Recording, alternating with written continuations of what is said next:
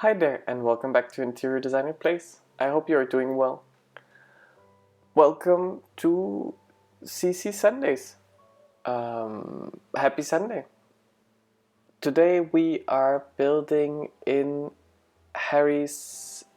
we are building with Harry's and Felixander's CC, again as last week. You can find the link to their website with the free CC in the description down below. But we are building in Cindy's save game today. So the houses you see around are from her save game. I downloaded it a while back, and I decided I would build something here. So yeah. We are building a Belgium 19th century inspired mansion with these red bricks and then these white corner storing zones, which in Belgium would be most probably with the stone of Gaubertange, which is a quarry not too far from Brussels. Yeah, and I built this here because I thought it worked very well with the idea that I had. And yeah, where we are building is in Bridgeview. It's a small build is maybe not the right word, but it's a discrete build in the sense that it has a one double bedroom and a one child's room, and then I believe 2.5 bathrooms. I am actually quite sure of it. 2.5 bathrooms. So as you can see, I worked on the the layout of the house for quite a bit. So I wanted to have these very impressive double stairs there, but then it took up so much space and messed up with the inside of what the flow that I wanted to the house, that I decided to make an L-shaped stairs, and I think it works out very well. I just took the screenshots and added them to the file. I think it looks quite majestic, quite the vibe I was going for. And the vibe I was going for was this is a single sim who lives here, who has had this house for years. Her family lived here, the family before, the grandparents lived here, so it's more of a family house. And she has always lived in the city, had all these impressions. As you can see, I tried to get this very bright orange in the build, but it was a bit too bright. So she has all these impressions, all these ideas from the city, and then moves to this, her parents have died, have passed away, and then moves to this family house where she has all these memories, and wants to modernize it, and then breaks out basically the kitchen and puts in this very modern amazing kitchen made by from the brownstone collection from Harry, and puts in the more less used rooms, I would call them, puts these amazing intense wallpapers with heavy patterns that if you would have to sit in them for a while would really come towards you, but that in these common areas where you just walk through really work very well. So yeah, the kitchen is a combination of these woody tones and then this marble wallpaper. And this vibe runs through. As you can see, I look a lot down, look a lot around to get this vibe through this whole hallway of, extension of rooms actually, to get this vibe growing and really run throughout the house. And I changed the door to the back, you will see it in a moment, into this enormous folding door, which I imagined would be an intervention that the recent in recent years, basically with the revamping of this house, would have happened. With respect to the other rooms and with respect to the house, but to bring light into the living quarters. And yeah, this is where I'm putting in the big windows. I wanted to go for these ones, but then I thought these are too intrusive. Let's put something a little bit more discreet. And then I had to change the fridge, of course, because I didn't want the cabinet standing in front there. And this flows out into this terrace area that we're building now. And the idea behind these 3 rooms was to have one long extension of this side of the house that makes you feel this flow and would give this enormous long feeling. And this works out quite well in the screenshots also. And I am very happy actually with the vibe and the look and feel that we went for and what we came out with. So here I start to clutter, and what I didn't notice is that I am building in my Sims household. So in a moment you will see, there it is. There's a lot of money added to it because I only did the kitchen and then we ran out of money. But the build at the moment, well, not at the moment, actually throughout the whole video, is one moment out of the life of this single woman living here, single lady woman living here. And so I would imagine that the doors are open towards this terrace area, the glasses are put out there. She just threw her keys on the countertop there with her phone because she had to prepare a lot of things. And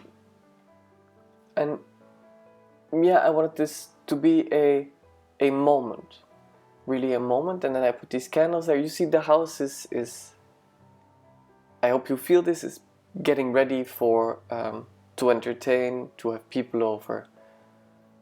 And then I put this pot there and I tried to put in some plants, but then I thought actually this more brutal atmosphere works maybe better. And here we then move on to these more functional spaces that will get you from one room to another.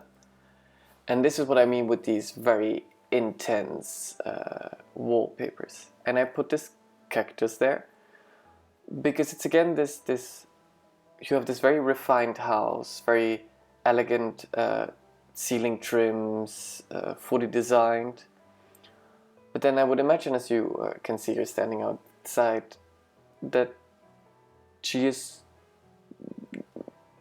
also some kind of a brute, and would be very interested in having certain pieces reflect this throughout the house. Yeah, so I decided to put these very classical looking lights there as something that the designers and also she decided to keep from the previous house. Probably restored, probably scavenged throughout the house, because I would imagine them to be used throughout the house. And then with this flooring, and then these lamps, and then these somewhat more classical interior pieces, it has it really gives this vibe of someone being extremely conscious of what has happened to this house, and really took the history with them, and then made this functional space of it. Because what is always difficult as a designer, as an architect, I put here these lovely Barcelona chairs, is to create a space, certainly with a restoration mostly, is to create a space which is functional and could work in daily life, but also a space which respects the history of the building.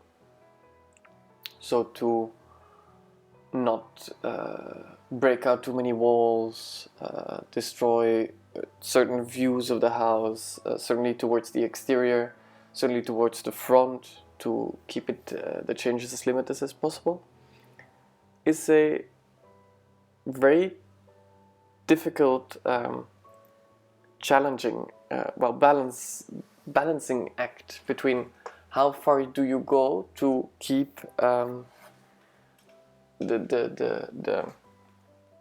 functional and the historical. Where does it meet? Because also in this build you really see. Well, I put here these. By the way, back to the build for a moment. I put here these magazines on stacks with these candles, just to give it a feeling that is being lived in, and this again this human touch. But back to what I was saying,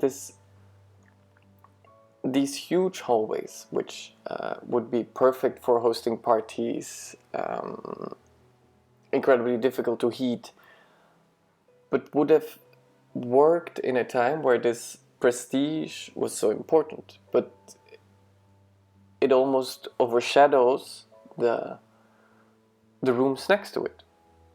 I mean, basically the two hallways that we see there, where the stairs are in the entrance, are the same size as the rooms next to it. And so where does this end? Where do you keep the historical elements? Basically, a perfect example is, do you keep the kitchen in the basement? Because there were the staff quarters, there was the kitchen. Or do you move it up and basically break out a wall? How far would you go to keep this historic element going? So that was an interesting challenge, even though I built the house myself from scratch. It was an interesting challenge. And then here, back to the build, then I created this formal dining area. And I would imagine this dining area to not be used in daily use, hence the word formal. And I decided to go with this very airy vibe, literally here, with these clouds, with this wallpaper, with these clouds, and then these candles, because I felt it would really work with the vibe of the house and with the vibe we were going for. And also you can see it again from the little sitting area there, but also in the screenshot you will see, you can see it from the kitchen, you can see this wallpaper everywhere, but in a way it is not intrusive into the vibe of the house. It works together. And then I put these historic chandeliers from Felixander in there. And then I hate how sometimes the carpet gets under a fireplace, which for me really breaks realism, and I try to avoid it at all costs. So yeah, you feel how these historic chandeliers could have been from the original house and been restored, probably costing a fortune, and then being put there in these central spaces. So as you see, we moved on. I put this L staircase there. I removed the walls under it, and I then decided to make this into a sort of sitting area, not too functional, also not too welcoming, but to an area where you could have, when you have a party, have like the bar, or have like coat racks or something like this. And you see here again a not particularly functional area in daily use, but functional in the sense that people don't stay there long, they walk through it. So I use this very intrusive, intense wallpaper. And I mean, let me know what you think. I think this worked out very well. So yeah. So as you also probably have noticed, or have been seeing at the amounts of times that I try to come back on what I say, I'm quite new to YouTube. So if you have feedback or suggestions, or if you, for instance, do not agree how it worked out, please let me know in the comments. If you like the videos, if you like CC Sundays, please give it a like, so that I know if I am just doing this for myself, or if people actually like it, because I like building like this. I'm not the biggest player. I most of the time just create households, put them somewhere, then build for them, and then never look at them again. And then sometimes I come back to them, and then the children are grown up, because I live with, when I then play with another household, then the children are all grown up. All my Sims have died that I built, and then yeah, they didn't turn out as I wanted. So yeah, I have a lot of these builds. If you would like to see a building overview of what I built in the past, or what I do actually for fun outside of my job, then yeah, please let me know. Yeah, so moving on to the upstairs, I created this sort of landing area where I struggled a bit with the intensity of the wallpaper. The thing I've been saying downstairs, it's all the rage, I struggled with here a bit, because I wanted it to somehow calm down before you go to the bedrooms, have like a quieter moment, more toned down hues. So yeah, that's why I changed the place of the wallpaper to this more greenish, and then have this beautiful piece of art there to really tone it down a little. So yeah, this is again a walkthrough area. In this house there are a lot of walking zones, but I believe that the designer, as I said before, or the architect, would have made that compromise together with the owner and said, look, we can change this into a functional landing area, put a desk here, break out some walls, but then we are breaking with the history of the house. And I really like this. And if somebody would ask me if I would have to live here, I would immediately say yes, even though it's not the most functional build. So here in this in-between area, between on the left the master bedroom, and now on the other side basically the child's room, I wanted to create a flow over area where you would, if you, for instance, are traveling, would gather the bags before somebody gets them downstairs or something. And I put in these beautiful dark brown Barcelona chairs. As I sat downstairs, I would imagine that the person, I mean, the sim that I have living here is quite affluent, comes from a family with money, and has come to a certain point in her life, and has also, that's why this house is a childhood, has a child room, has decided to adopt a child, as she was adopted by her parents.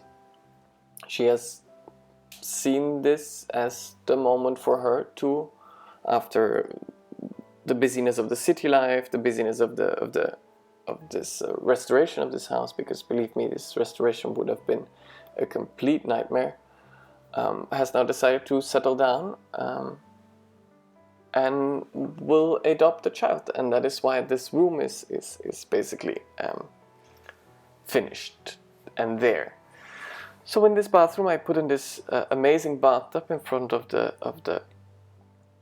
window there, and I used this this wallpaper from, I don't know what the pack is called. You see them a lot in Riyads. So yeah, it's a very nice bathroom, I would say, which also flows into this bedroom. And as you saw probably a bit ago, I was trying to fit in a shower, but that did not work out as I wanted. And so in the child's bedroom there will be a shower, and here there will be a huge bathtub, as you can see. And then I start again cluttering up the area, making it feel like it's being lived in. Maybe a bit too designed, with the piles of books and the paintings on the floor. I mean, it wouldn't be quite functional, and I wouldn't want to clean there. But it works in a way. It fits with the vibe, it fits for the sim that I'm going, and I can imagine that if you would use this house in your game, that you would remove all these piles, because maybe this sim that's living in here is really a neat freak. But I find that it works well with these old, very impressive houses, that it would. I always expect it to be messy on the inside in a certain way. So as you can see, I put in the fireplace there.